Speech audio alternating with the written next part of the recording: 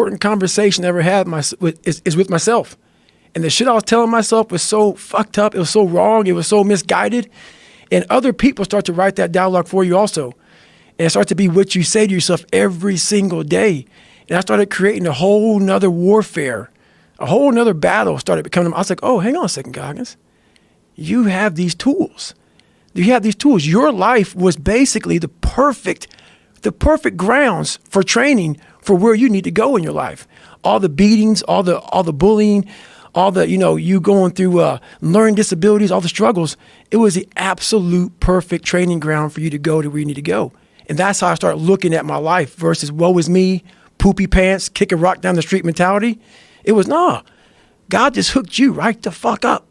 He hooked you right up, man, with the perfect place. You were training for the first 18, 19, 20, you were training for this stuff, man.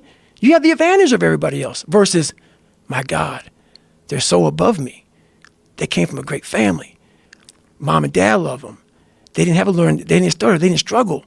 No, man, your struggle is what made you who you are now. So I started flipping this into a whole different, I started being a master of what I was scared of. I was scared of my mind.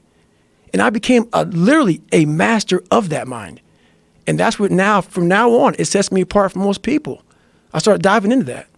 Well, that is a big part of the stories when you go over your childhood and, your abusive father and then having this great guy that was going to become your stepdad and then he gets murdered. It's like right when you're about to get out of it, everything looks good. Boom. And then he gets murdered. It's like these things really did sort of set you up to start from scratch again and just go, okay, roger that. We start from scratch. Right. And now you have that attitude. You developed it through all of these horrible personal experiences, all the trials and tribulations, all the evil shit that people try to do to you. That sort of set you up to be able to deal in a way that a lot of people can't. Well, I used to look at my life from a different vantage point. And when you're in all the muck and you're just walking in muck and walking in muck and walking in muck, you don't see that if you look off to the fucking left of the muck, there's a sidewalk, brother. Get off of it. You have your head down looking in this muck. Once I saw the sidewalk, got the sidewalk, I got a little break. And I got a different vantage point. And then from the sidewalk, I found a cliff. Then I found a mountain. I got way up high on top of my life and looked back down on it and said, okay, I got to figure this out, man. I'm not going anywhere. I always equated training to mental toughening. Like, it always looked brutal. People waking up early and doing all these things, and it looked horrible. I was like, wow, man, I got to start doing that. Not to get better, bigger, and stronger, but that is what's going to build me. That looks uncomfortable. That looks brutal.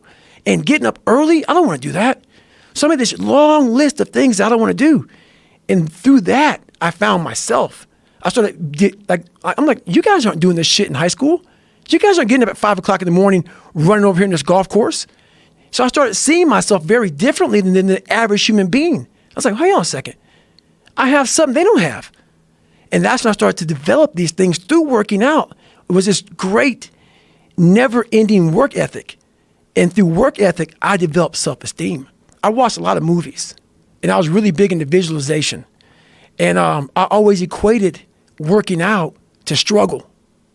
And I struggled my whole life, but I ran from it. So I started realizing, man, I got to start facing the struggle, and I got to be mentally strong for the struggle.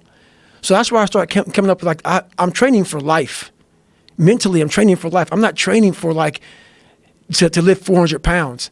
And I found out on my own pretty much, is that through discipline, through self-discipline, through repetition, through tons of repetition of the same thing that you don't want to do, and that's the key thing.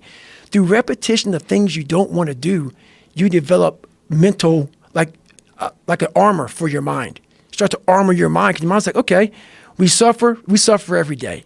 It's what we do. We do stuff that sucks every day. So then when the suck stuff comes, you're ready for it. And that's how I started coming up. I just started being very uncomfortable. And now it's like just a way of life. Like if your knee hurts, it's usually not your fucking knee that's hurting. It's something else, man.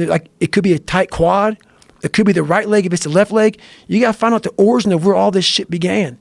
And it was him. So I had to go back to where, my roots and the origin of all this happened, and it's hard to do that.